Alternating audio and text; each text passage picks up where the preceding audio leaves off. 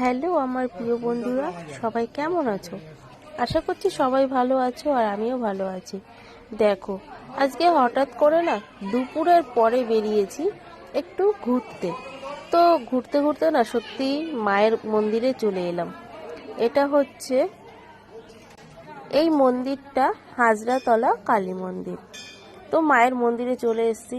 আমাদের পুজো দেওয়ার কোনো পরিকল্পনা ছিল না, তো মায়ের মন্দিরে খালি হাতে আসবো কেমন একটা লাগছিল, যে কারণে একটা ডালা নিয়ে চলে এসেছি মায়ের কাছে। এসে দেখছি যথারীতি পুজো দেওয়া হয়ে গেছে। তো এই যে আর একটা কাকু থাকে এখানে, যে পুজো আশ্রা দেখাশোনা করে মায়ের মন্দিরটা, তো তার হাতে আমি তুলে দিয়েছি।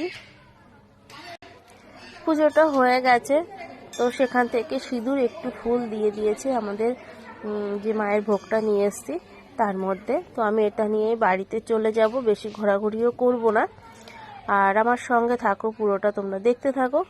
এটাই আর সিদ্ধান্ত নিয়েছি, আর একদিন আসবো মায়ের মন্দিরে পুজো করার জন্য। আমার খুবই ভালো লেগেছে, আজকে ফার্স্ট টাইম গেছি, আমি জানি না এটা কি হচ্ছে কি না হচ্ছে। তো আমি আর একদিন পুজো করার জন্য আমি যাব ওখানে।